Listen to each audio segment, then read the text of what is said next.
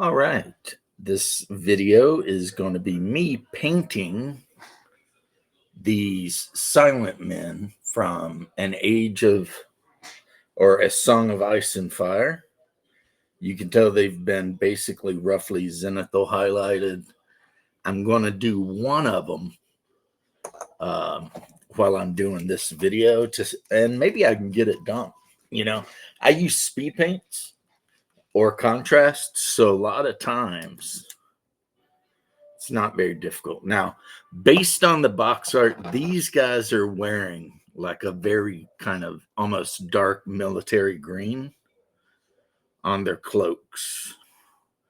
Now, they do have ropes and stuff on them, which I'll have to go back with a finer brush to pick out.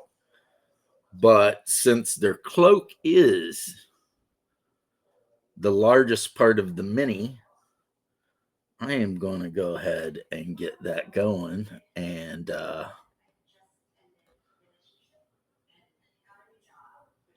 try to be as neat as possible so that I don't got to go back and, paint anything white again so that I can use contrast colors on it or whatever. I mean, these guys have bare arms, and I don't mean, bare like my little bear over there eating garden gnomes, but they're not wearing any armor on their arms, which is a weird choice, but okay. So yeah, let's just get this cloak done. And of course, I got to go around the edge there to make sure. Okay. So that's basically, it ain't dried yet, but that's basically what color I'm going for with these guys. Now, of course, since this is a contrast color, oh, see, I missed a bit there, and I need to take some up off of here. You don't want it puddling too much.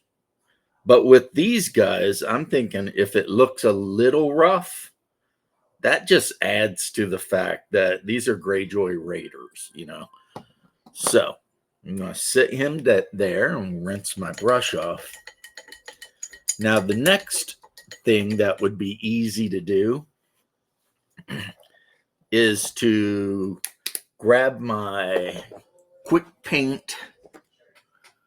This is speed paints from Army Painter, polished silver, because the armor they wear over their face and the blades of their axe are that color. And I need just the tiniest dot just to put on the end of the brush. As you can see, look at this brush I'm using. This is like beat up, but I have good luck with it. So I keep using it. Okay. I should put this on a paint handle so that there's no chance of me. All right. So the axe, of course, is going to be super easy. Barely an inconvenience, as the one guy says on his movies pitches. Ryan George, I think, is his name. I think that guy's hilarious. And then carefully paint the chainmail mask that he's wearing over his face. Let's see if we can get focusing. Come on. It will, but it takes a second sometimes. Come on. Don't be a douchebag. Focus in. Well, damn it. It's acting like it's not want to. Well, take it from me. He's wearing a chainmail mask and helmet, and that is metal, steel colored. So now the armor on his chest is actually bronze looking. And what needs to happen there is, even though I have, even though the zenithal highlight left most of the gaps between the armor black, which is kind of what we want, I'm still going to take some Grave Lord Gray and paint his clothes. Because, other than the cloak and the armor and stuff I've been talking about, these guys are mostly wearing gray, like their pants and stuff, which makes sense, I guess. If you're going to name your house Greyjoy, I guess you're going to wear a lot of gray. There are some belts and stuff I'll end up picking out, but yeah. So, and another reason for doing the gray is when I go back and start doing the armor plates, I will be very careful not to hit the gray, and it'll have a highlight. So moving right along, let's see. A little bit of gray paint there. I don't really want. So I just take a little bit of a wet brush and pick it back up. Now we're going to grab a non-metallic. We're going to grab a wood color. We've got this weirwood or wildwood. Give it a good shake. And we're just, with the wildwood, we're just going to do the axe handle. Right? And again, I am using a big, ratty, tore up brush.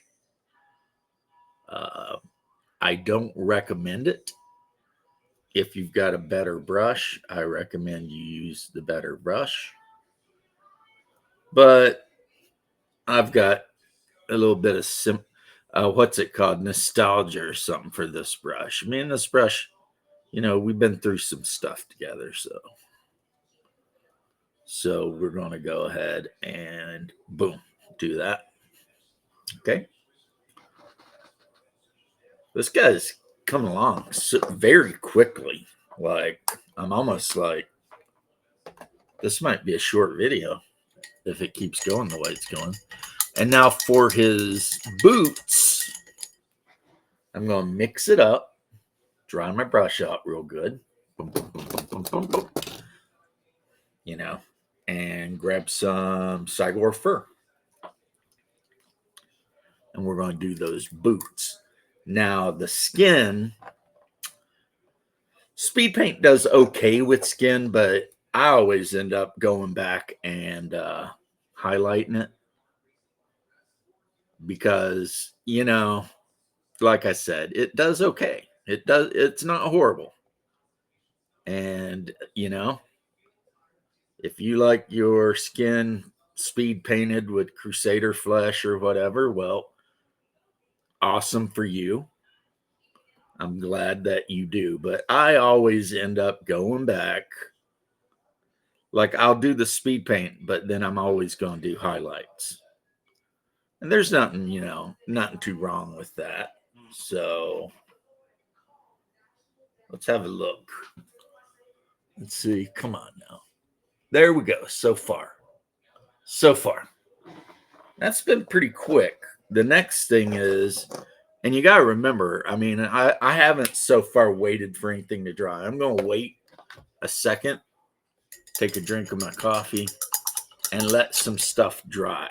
I might also grab a somewhat smaller brush. I tend to do most of my painting with like a number one brush. If you've got a number one brush and it's got a nice tip, then you can do a lot of detail work with that number one brush. You don't really, maybe the 05 or the 010 makes it easier, but if you've got good like hand control, a number one with a really like a round, number one round with a really good tip,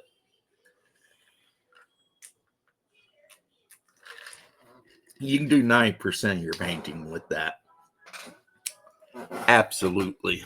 Unless you're trying to do like, I don't know, script or something, draw like actual writing or something.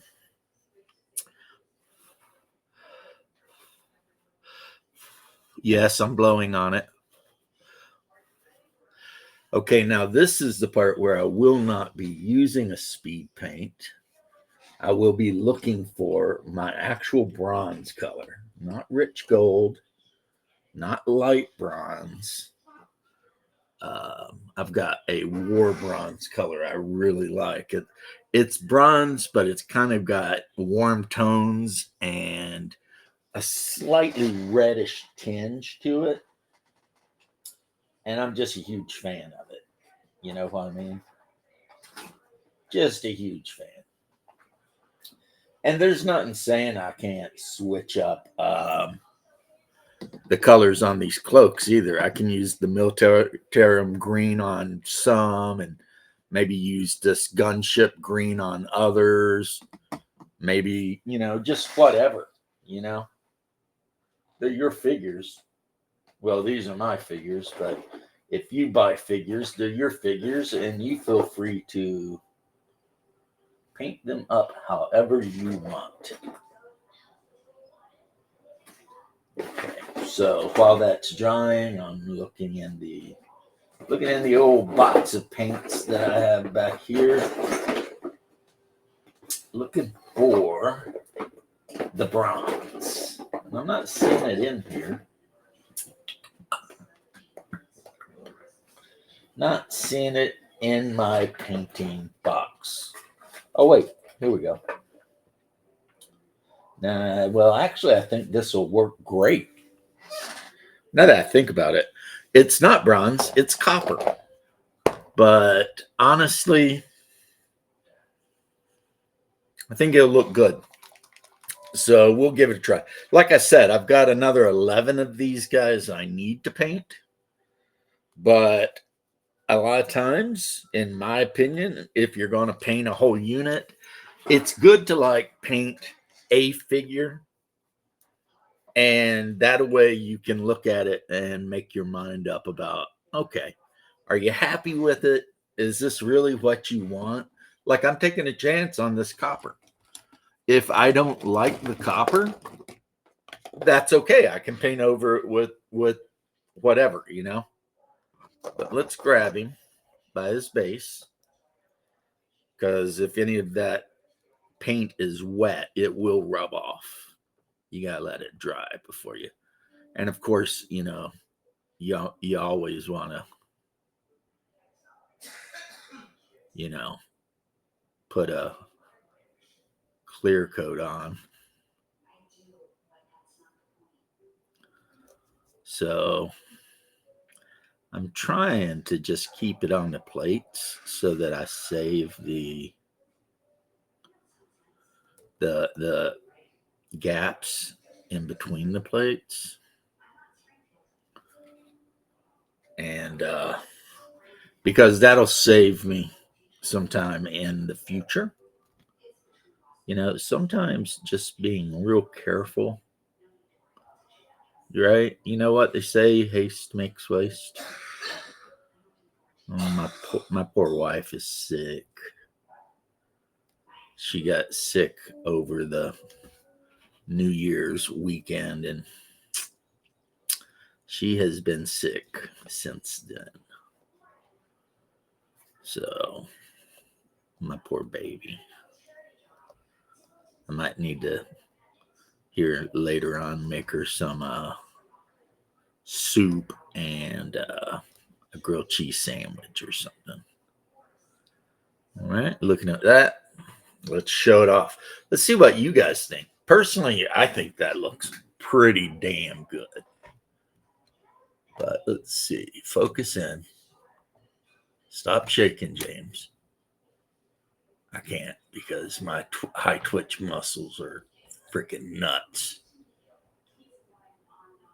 People are always like, do you got a palsy or something? I'm like, no, my muscles are constantly vibrating.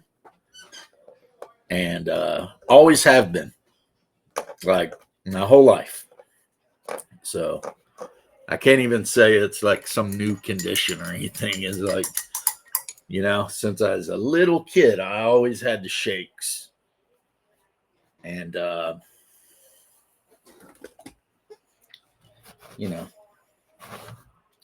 I've somehow managed to learn to paint around that. Okay, what do we got here? 15 minutes, and this guy is damn near done. Damn near done. Can you believe that? Can you? I mean, it's not bad. That is not bad at all. I knew when I looked at these guys, they were going to be easy just because. Now, I mean, there is some detail stuff I'm going to do, obviously. Paint some belts in and stuff like that. So that, and let's go ahead and put the Crusader flesh on. And like I said, I like the speed paint Crusader flesh or the contrast Reichland flesh a lot. I do. But it always seems like I end up going back and doing highlights on it. So here he is, flesh. Right? Now you can see there's a couple of leather belts and stuff on him that I'm going to use this 2O brush and not speed paint, but regular, I think it's Vallejo saddle leather, which is, again, it's not a really light leather. It's more like a red leather, like you would expect from, a polished saddle. And for those of you who know, it's the color of like a saddle. And I'm a huge fan of it for belts and stuff like that. I mean, if I wanted to take the easy route, I would just paint the belts black. But, and that would actually be pretty dead on, honestly.